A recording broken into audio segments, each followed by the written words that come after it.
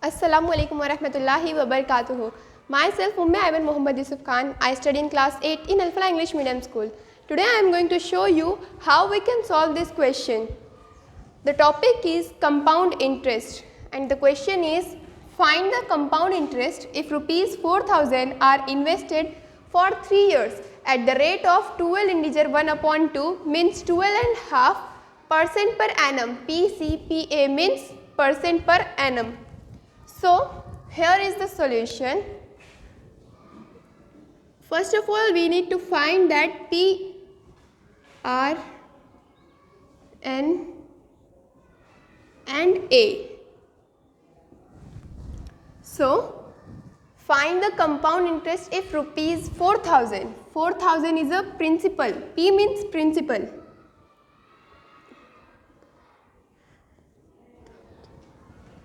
And R means rate or rate of interest. Here R is 12 integer 1 upon 2. 12 integer 1 upon 2. This is in mixed fraction. We have to convert this mixed fraction into improper or decimal. So, or 12.5. 12.5 is come in decimal and 25 upon 2 is come in improper fraction. N is 3 years. 3 years. This is the rate of interest. And A, हमें find तो करना है compound interest, but compound interest find करते समय हमें amount की ज़रूरत होगी. सो हमें फाइंड करना है A. Is question mark because A question में नहीं है. सो हमें इसे फाइंड करने के लिए, इसे सॉल्व करने के लिए अमाउंट का फॉर्मूला की ज़रूरत पड़ेगी. So the formula is A is equals to P bracket 1 plus R upon 100 bracket close power of n. So A as it is equal to P क्या है 4,000 bracket 1 as it is plus R क्या है 12.5. हम यहाँ पर 12.5 का use करेंगे. 12.5 upon 100 bracket close n क्या है 3 years. How many years? 3 years. So here 3. A is equals to 4,000. यहाँ पर कुछ नहीं है, इसका मतलब 1. There is no denominator, that means 1. 1 upon 1 plus 12.5 upon 100 bracket close power of 3. अब यहाँ पर जो डिनोमिनेटर है वो अलग है, बट उससे पहले हम पॉइंट को रिमूव करेंगे.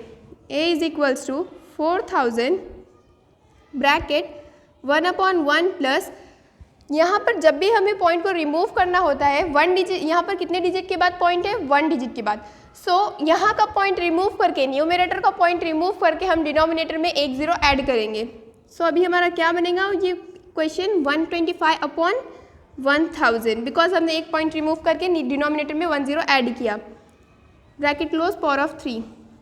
A is equals to 4,000 bracket, ये डिनोमिनेटर्स क्या है अलग है, हमें प्लस करना है, बट डिनोमिनेटर्स को हमें पहले सेम करना होगा. डिनोमिनेटर्स को सेम करने के लिए हमें LCM की ज़रूरत होती है. सो 1 and 1000 का LCM होता है 1000.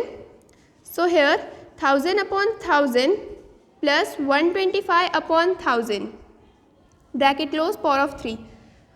अब हम ऐड करेंगे. A is equals to 4,000 bracket 1000 plus 125 1125 upon 1000 as it is bracket close power of 3. अब हमें करनी है कटिंग, पर कटिंग करते समय हमें एक बात का ध्यान रखना है कि कोई भी टेबल जिससे हम कट कर रहे हैं इस नंबर को, न्यूमरेटर एंड डिनोमिनेटर, वो दोनों ही सेम रहना चाहिए, वो दोनों ही इन दोनों में जाना चाहिए. जैसे कि मैं यहाँ पर 25 का टेबल से कट करूँगी, इससे 25 के टेबल में 1000 कब आएगा, ये बहुत लॉन्ग प्रोसेस हो जाएंगी, तो इसे हम शॉर्ट में करेंगे.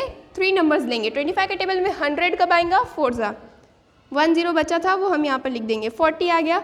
अब 25 के टेबल में 112 कब आएगा, 112 25 के टेबल में नहीं आएगा. सो हम यहाँ पर 4 ज़ा लेंगे. 4 ज़ा 100, then 12 is remaining. So here 12.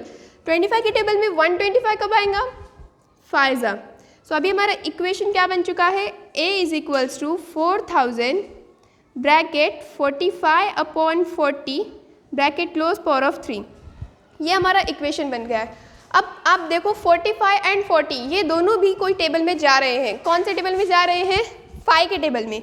So A is equals to 4000। हम 5 के टेबल से कटिंग करेंगे। 5 के टेबल में 40 कब आएगा? 8 जा 5 8 जा 40 5 9 जा 45। सो अभी हमारा इक्वेशन अब क्या बना है हमारा? 9/8 पावर ऑफ 3। सो मैं यहाँ पर स्पेस नहीं है इसीलिए मैं यहाँ पर लिख रही हूँ A is equals to 4000 multiply by 9/8 multiply by 9/8 multiply by 9/8। मैंने 3 टाइम्स 9/8 क्यों ली हूँ? यहाँ पर पावर ऑफ 3 है। अगर यहाँ पर पावर ऑफ 2 रहता तो हम यहाँ पर 2 टाइम्स इसे रिपीट करते थे। 9/8 को हमने 3 टाइम्स रिपीट किया। एंड यहाँ पर मल्टीप्लाई मैंने क्यों ली हूँ? Because here is no sign means multiply. So अब हम करेंगे कटिंग। यहाँ पर ये जो 4 है एंड ये 8, ये 4 के टेबल में जाएगा, 2 के टेबल में जाएगा एंड 8 के टेबल में भी जाएगा। कब जाएगा? 8 1 जा 8 8 5 जा 40 2 zeros as it is. Then ये 4 के टेबल में जाएगा, यस जाएगा। 4 2 जा 8 4 1 जा 4 हेयर 4 2 जा 8 2 4 5 जा 20। क्या आया? 125। अब हम इसे एज इट इज़ लिख देंगे। A is equals to 125 multiply by 9 9 9 जा 81 81 multiply by 9 as it is upon 8 2 जा 16 और 2 8 जा 16 16। A is equals to 125 multiply by 81। 125 को 81 से मल्टीप्लाई करेंगे। 125 मल्टीप्लाई बाय 81 5 1 जा 5 2 1 जा 2 1 1 जा 1 प्लस 8 5 जा 40 0 कैरी 4 8 2 जा 16 16 प्लस 4 20 0 कैरी 2 8 1 जा 8 9 10 5 2 1 0 1। सो 10125 मल्टीप्लाई बाय 9 अपॉन 16। अब हम मल्टीप्लाई करेंगे 10125 इंटू 9 करेंगे। 10125 मल्टीप्लाई बाय 9 9 5 जा 40 9 5 जा 45 5 कैरी 4 9 2 जा 18 18 प्लस 4 22 2 कैरी 2 9 1 जा 9 10 11 11 1 कैरी 1 9 0 जा 0 1 एज इट इज 1 प्लस 1 1 9 1 जा 9। So A is equals to 91125 upon 16।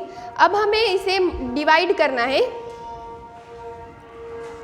91125 divided by 16। 16 के टेबल में 95 कब आएगा? नहीं आएगा।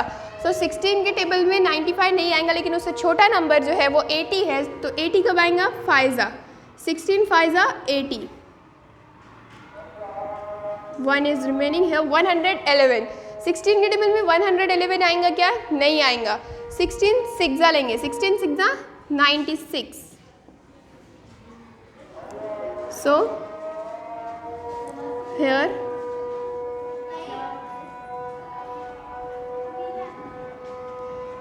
(45) 16 के टेबल में 45 आएगा क्या? नहीं आएगा। सो 16 2 जा लेंगे हम। क्या आएगा 16 2 जा? सो यहाँ पर 15 हमारा आंसर आया है। देन हम यहाँ पर 2 लेंगे 152। 16 के टेबल में 152 आएगा क्या? नहीं आएगा। 16 9 जा 144 2 - 4 नॉट पॉसिबल 0 8। देन 5 लेंगे यहाँ पर 85। 16 के टेबल में 85 आएगा क्या? नहीं आएगा। 16 5 जा 80 आएगा। सो 0 5। देन अभी नंबर हमारा कंप्लीट हो चुका है। तो अभी हमारा रिमाइंडर नहीं आया है। सो हम यहाँ पर पॉइंट ऐड करेंगे एंड 1 0 लेंगे। 16 के टेबल में 50 आएगा क्या? नो। 16 3 जा 48 4 is remaining, sorry 2 is remaining.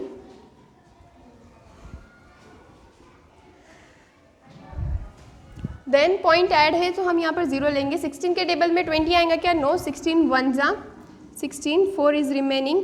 फिर लेंगे 60 पॉइंट ऐड है तो 0 लेंगे। 16 के टेबल में 40 आएगा क्या? नो। 16 2 जा, सो हेयर 0। 16 के टेबल में 40 आएगा क्या? नहीं आएगा। 16 के टेबल में 40 कब आएगा? 16 2 जा 32, 8 इज़ रिमेनिंग। सो ये प्रोसेस चलते जाएंगे, यहाँ पर ये कंप्लीट कभी नहीं होगा। सो हमारा आंसर क्या आया है? A is equals to 5695.312। हम यहाँ पर राउंड ऑफ करेंगे। राउंड ऑफ कैसे करते हैं?